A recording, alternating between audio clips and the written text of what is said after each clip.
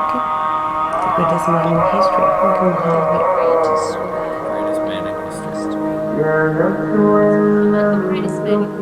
A man by the name of Michael Hart. He said, and who was Michael Hart? Michael Hart was a contemporary historian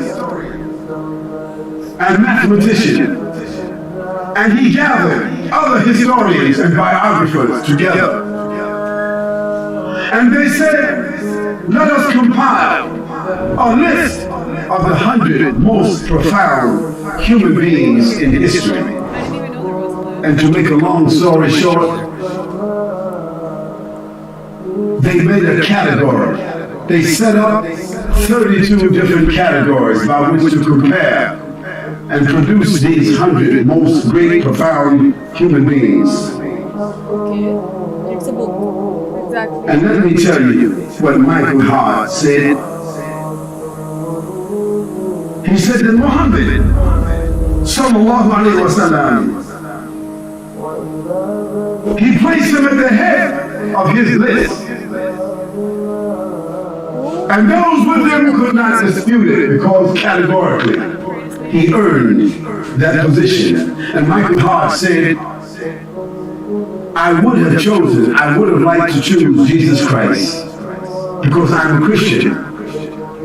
But there were several categories that honestly I could not choose him because Jesus Christ was not a father. Muhammad, he was. Jesus Christ was not a husband. Muhammad, he was. Jesus Christ was not a statesman. Muhammad, he was. Jesus Christ was not a warrior. Muhammad, he was. And Jesus Christ was not a ruler. Muhammad, he was.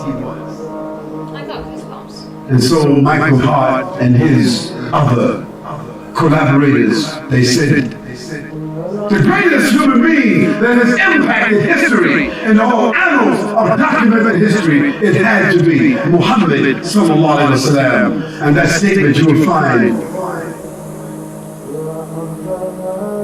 find it in the archives of the Time magazine, of the New York Times, the magazine they put out. It's in their archives. You can read it. And in some of the bookstores here in Australia, other places, or you can go on the website and put in Michael Hart, and you will get a website. Put it into Google, and you'll get it, and you'll see the evidence there.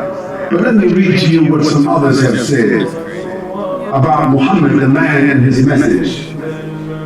George Bernard Shaw said, if a man like Muhammad sallallahu alaihi wasallam were to assume the dictatorship and rulership of the modern world, he would succeed in solving its problems that would bring it much needed peace and happiness. That's a very big statement. Exactly. Michael Hart said, my choice is Muhammad to lead the list of the world's most influential persons may surprise some readers and may be questioned by others, but he was the only man in history who was supremely successful on both the religious and secular levels. And Castle's Weekly said, in little more than a year, he was actually the spiritual, nominal, and temporal ruler of Medina, with his hands on the lever that was to shake the world. Millions of Muslims all over the world throughout the last 1400 years have accepted the religious teachings of Muhammad sallallahu alaihi wasallam. And illiterate, often brought up in the harsh desert climate of Arabia, transformed a backward society into a great civilization. He was the only leader who realized his vision in his own life. He was born in Mecca as an orphan. He was raised in Mecca. He was driven out of Mecca. He was punished, had to flee. He was persecuted. His followers were killed. But Allah allowed him to come back 23 years later as the victor, as a conqueror. And when he came back, he gave everyone amnesty. He realized his vision. And after that, the Prophet ﷺ spread his message. He spread Islam throughout the peninsula of Arabia, so that Islam became established as a state, as a government. He was the ruler, but he was still eating and drinking and dressing the same way that he was doing as he was born and as he grew up. The Messenger of Allah, sallallahu alayhi wasallam, he was just and he was fair. He didn't give to his family. He didn't distribute to his friends. He didn't make judgments for those who he liked and make judgments against those he didn't like the kings, like the presidents, like the chairmen, like the rich people, like the judges of today, and like those who have done it throughout history. This was a man in this world, but always thinking about the hereafter. Because Allah said to him the ayah, Al-akhiratu khayrun wa abqa. The akhirah is better for you and for everyone else than what is present. His message was to call humanity to the worshiping of the Creator and to destroy all kinds of injustice in the earth, and to establish a character, a paradigm of human conduct for the human beings to follow. If one reads the Quran, you will see on every page that message comes through on every single page.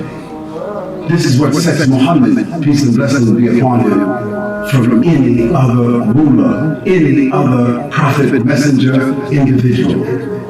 The Prophet ﷺ, never in his life did he ever lift his hand to hit any human being, ever. Not a servant, not a wife, not a child, not a friend, nor an enemy, except when that enemy was opposing Allah and opposing the message. And when the companions of the Prophet ﷺ used to look for him on the battlefield, they said, Wallahi, we found him in the middle of the enemies, fighting. And they said, we used to seek the protection of his person. We used to hide behind the Prophet ﷺ on the battlefield. He was such a warrior and statesman on the battlefield, commanding and fighting for the way of Allah subhanahu wa ta'ala. But once he was off the battlefield, his eyes were downcast, and he was speaking softly, and he was gentle, and he was warm, and he was sacred and soft and caring and crying. The Prophet ﷺ was also, during the course of that day, feeding the poor, visiting the sick, discharging the army, acting as a statesman, acting as an arbiter, talking to the people, addressing the women, giving out the zakat, sewing his clothes, washing his house, shopping for the food, doing all the things that you and I do, and at night standing in prayer for 4 or 5 hours at a time, and in the day fighting the battles, discharging the armies, giving the ahkam and the rulings, explaining the Quran, instructing the people in behavior. How could a man do all of that and stand 4 or 5 hours at night at one time? What kind of human being could that be? It was a messenger. It was a prophet. This was a man with a message. Oh, Muslims and non-Muslims, Muhammad, according to the Quran, He was a witness over the believers. He was no more than a messenger. He was a man dealing gently with all people. He was a great favor. He was sent with the irrefutable truth. He was that unlettered prophet. He was a mercy and a messenger. He was a mercy to mankind. He was a witness over the believers, and the believers a witness over mankind. He was a mercy to the world. He was the best example to follow. He was the last prophet of mankind. He was sent to all the mankind and the jinn. He was victorious over all systems, and he was created on an exalted standard. O Muslims and non-Muslims, there's not a person in the whole of history that can compare with Muhammad sallallahu alaihi wasallam.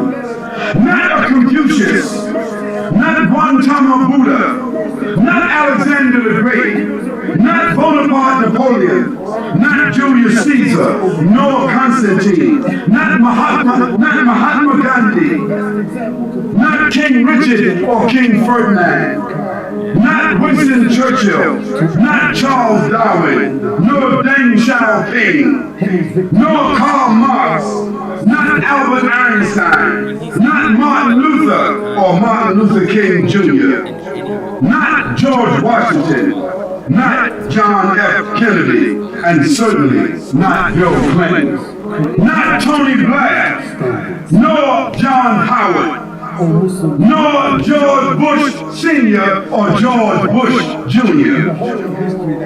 Not you, not me, not our parents, nor our grandparents, nor any of our ancestors can match this man Muhammad sallallahu alayhi wa sallam.